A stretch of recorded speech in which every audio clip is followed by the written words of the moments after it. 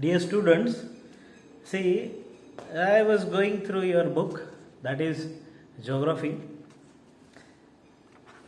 and I have seen all the books 8th standard geography, 10th standard geography. What I prominently noticed is 9th standard geography textbook is the most easiest syllabus. Why I say this? See, the first lesson is about India, its size and location.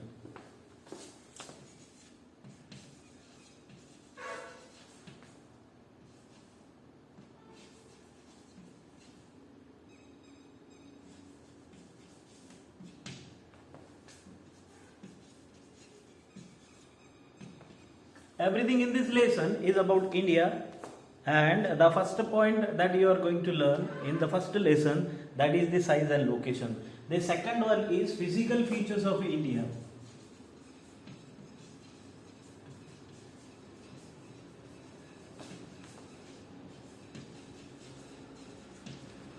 Physical features of India. The third one is drainage.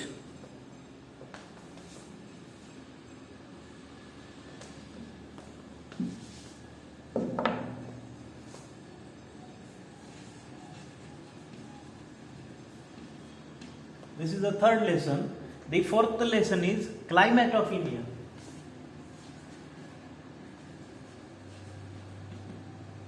And the next lesson is natural vegetation and wildlife.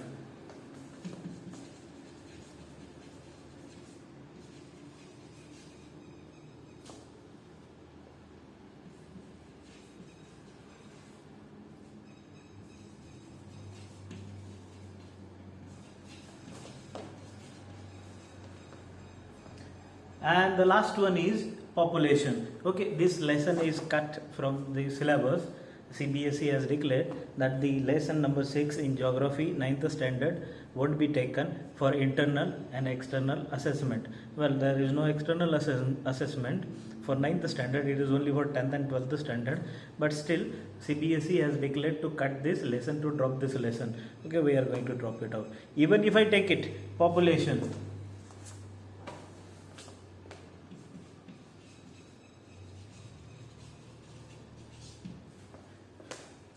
What I find is everything is about India, and what is the similarity here? It's only about one country. More than that, all these topics are interlinked, interrelated. How? Once you know where India lies on the map, world map, whether it is below the equator or above the equator, if it is on the equator, so what could be the climate? If the climate is equatorial climate, the wildlife that is found in equatorial zone, that will be found in India. If it is above the equator, any country, if it is above the equator, that means in positive, and below the equator means negative latitudes. So if this happens, those countries which are above the equator, their vegetation is generally same all over the earth. Once you learn the first lesson, size and location, by that you come to know what will be the climate, what will be the natural vegetation and wildlife, and these 2 points as you come to know. The third point that comes, physical features of India. Physical features all over the world. The land has been changed drastically in the history. There were mountains created, rifts created, oceans created. The land is divided into several parts, and while this was happening, there were several other physical features. Those took place in different parts of the land. One of the part of land is India. Now, if you come to know the physical features of India, again you come to know about the natural vegetation and wildlife, and then you come to know about the climate. For example, For example, I'll tell you, if the in a physical feature mountains are considered, do you found on the mountains the tigers? No. Maybe you will find the white tigers, but not the tigers. On the high mountains you won't find the buffaloes, cows. Instead of that, they are using horses, donkeys, yaks. Will you find camels over there? No. In the mountain regions, camels, elephants, these animals are not found. Vegetation. In the mountains, the vegetation is not like the plateaus. So these are the different things. Those are interrelated. Once you come to know the physical feature, you come to know about the wildlife and the vegetation of that area. It's easy. Geography is a practical subject. Geography is a practical subject. The trees, those are found, those need too much water. They are found beside the river only, not away from the rivers. For example, thorny trees. You go on the edge of the rivers, you don't find the thorny trees there. Anywhere. It's not like that. I'm talking about India. You see your village also, or a village in some other country, or any place on the land. What you will find? The edges, the river banks are full of vegetations like lotus, then some other trees like Goa, which requires too much water. So they naturally grow there. But thorny trees you will mostly find in the deserts. Right? Coconuts we generally don't grow beside the trees, beside the rivers. Nuts we generally don't grow beside the rivers, and we generally don't find it.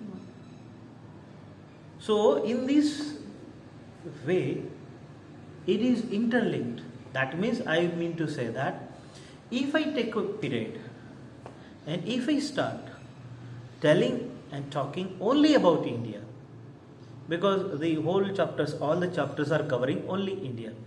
If I start talking only about India on the map, once we'll go through the size and location first, and after that we will interlink the second, third, fourth, fifth lesson in such a way that it is one topic, and we'll go part by part of the topic.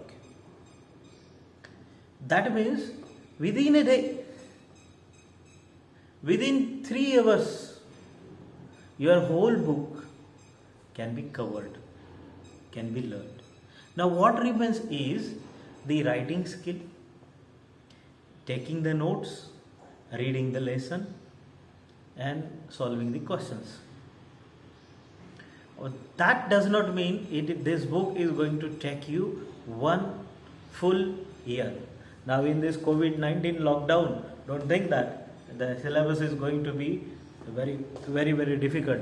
When I was going through all the lessons, I have already seen NCERT syllabus has a kind of theme in it, which makes you to learn the whole book in one story. So it's one story divided into several parts. So let us this geography syllabus make it one story, and what we'll do, we'll take the subtopics time by time, so that this month only your geography book will be finished. This is why I am saying this. This is a book, 8th standard, 9th standard, 10th standard, all the books. The topics are so interrelated. At least being a geography teacher, I see that the topics and the lessons are so interrelated that there is no need to understand these topics in different other ways. It is better to make it one story. It is better to learn it as one part. If you go on making several small parts, that will be several issues to remember. But if you make one story is easy to remember, and topics in the story then are more reliable, easier to make notes and to learn. So let us go to the first lesson first, so that after that remaining chapters we'll see in one story only. And I'll make some 3 parts of all those 5 chapters so that you can understand quickly. See, India size and location. Now, to see the size and location, you have studied in the lower classes. What you have studied? That on the map,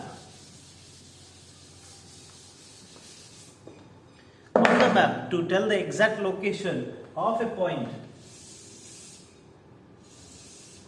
on the earth, we have made some imaginary lines on the earth. The imaginary lines which divides the earth into 2 equal parts is called equator. And imaginary lines which divides the earth in exactly 2 equal parts is called equator. The upper portion, why I am calling this upper? See,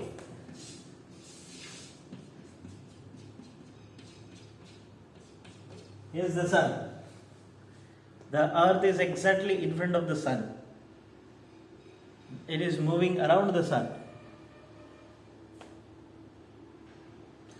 At the same time, it revolves on its own axis also. But it is moving in one direction. And that direction decides that this is the motion of the earth, and this earth is moving like this. Due to that, the upper portion never comes exactly in front of the sun, and this portion never comes exactly in front of the sun. So we have taken granted that this one is the upper part, this one is the lower part. The upper part is called as the north, and the lower is called south. In the north, in the south. Now, these are 2 halves, circles. These are 2 half circles. One full circle.